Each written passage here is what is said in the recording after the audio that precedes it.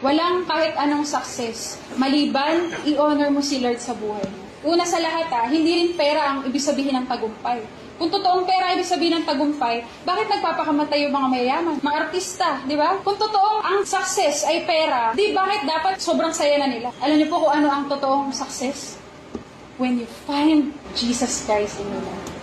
Because when you find God, everything you do is for Him. You don't need to go abroad just to be blessed. Kahit nasan ka, if you revere God in your life, wherever you are, you will be blessed.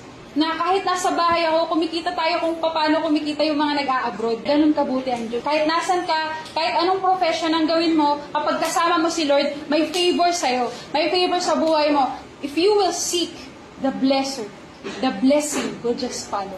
Kaya ang tao, mahirap maghanap ng trabaho. Bakit? Akala nila dahil, kasi mahirap, marami kasi yung kakompetensya, hindi totoo yun. Hindi rin ako magaling.